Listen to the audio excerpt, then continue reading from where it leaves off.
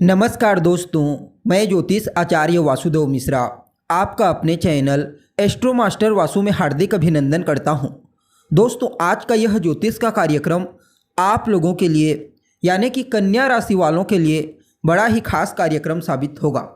आज हम चर्चा करेंगे ग्रहों के राजा सूर्य के राशि परिवर्तन प्रभाव के बारे में। जी हाँ, आने वाले 16 अगस्त 2024 की दोपहर 12:20 पर सम्राट सूर्य अपनी वर्तमान जल तत्वीय राशि कर्क राशि को छोड़कर अपनी स्वयं की मूल त्रिकोण राशि अग्नि तत्वीय राशि सिंह राशि में प्रवेश कर जाएंगे, जहां कि वो 16 सितंबर 2024 की प्रातःकाल तक रहेंगे और इसके पश्चात कन्या राशि में प्रवेश कर जाएंगे। तो ऐसे में बड़े विस्तार के साथ जानने का प्रयास करेंगे कि सूर्य अपनी स्वयं की मूल त्रिकोण राशि में गोचर करते हुए किस प्रकार से आपको प्रभावित करेंगे। जी हाँ, इस गोचर काल के दौरान किन किन क्षेत्रों में आपको श्रेष्ठ परिणाम की प्राप्ति होने वाली है, तो वहीं कहाँ कहाँ पर आपको सावधानी बरतने की आवश्यकता होगी। साथ ही साथ सूर्य के इस गोचर प्रभाव को और बेहतर बनाने के लिए क्या उपाय आपको करना चाहिए, सभी बातें विस्तार के साथ आपको बताएंगे। इसलिए कार्यक्रम को अंत तक देखने का प्रयास कीजिए।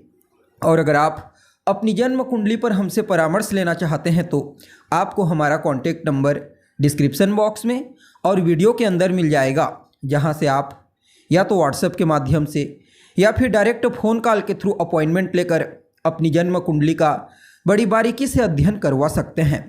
तो दोस्तों, सूर्य कौन है? सूर्य तो मान सम्मान, पद प्रतिष्ठा, सफलता, ऊंचाई, सरकारी नौकरी, पिता और आरोग्यता के कारक हैं सूर्य।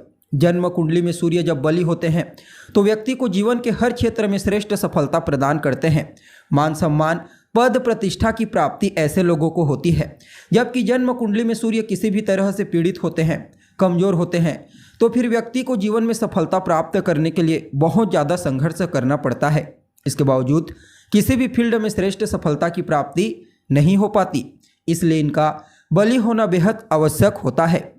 अब देखा जाए तो सूर्य एक राशि में 30 दिनों तक ही संचार करते हैं, लेकिन इस बार का परिवर्तन इनका अपने आप में ही खास होने के लिए जा रहा है, क्योंकि एक साल में एक ही बार ऐसा समय होता है जब सूर्य अपनी स्वयं की राशि से संचार करते हैं, और वह समय होता है यह अगस्त से सितंबर के मध्य का समय।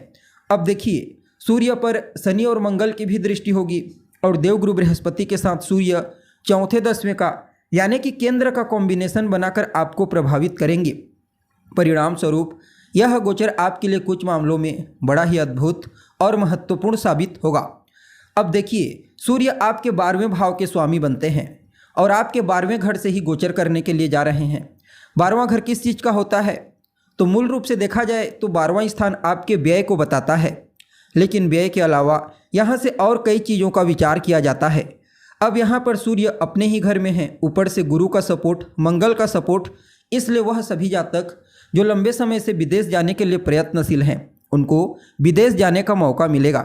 चाहे फिर बिजनेस व्यापार करने के लिए जाना चाहते हैं, पढ़ाई लिखाई करने के लिए जाना चाहते हैं, या फिर घूमने फिरने के लिए। इसके अलावा विदेशी कंपनियों के साथ जुड़कर कार्य करने से भी विशेष लाभ की प्राप्ति होने का प्रबल योग बना हुआ है।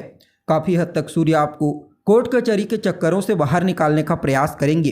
इस समय आपके खर्चों में कंट्रोल होगा। जी हाँ, अगर अभी तक फिजूल की खर्ची हो रही थी तो उसमें काफ़ी हद तक कमी आ जाएगी। हालांकि आपके स्वभाव में कुछ प्रतिस्पर्धा बढ़ जाएगा।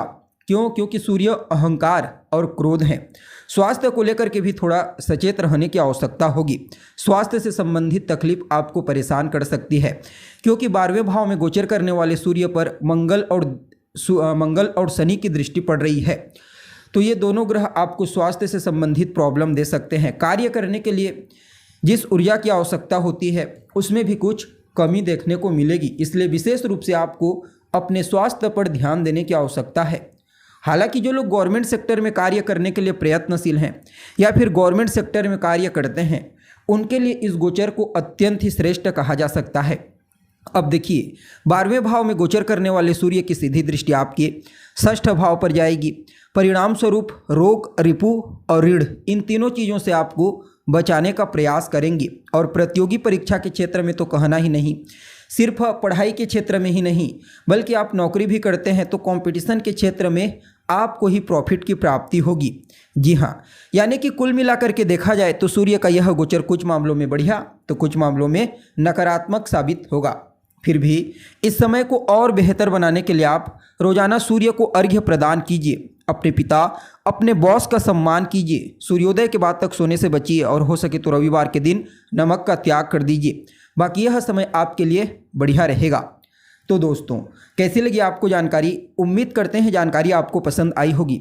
जानकारी अच्छी लगे तो इसे अपने दोस्तों के साथ, अपने रिश्तेदारों के साथ शेयर जरूर करें। अभी के लिए बस इतना ही। पुनः मुलाकात होगी एक नए और ताज़ा एपिसोड में। तब तक के लिए नमस्कार।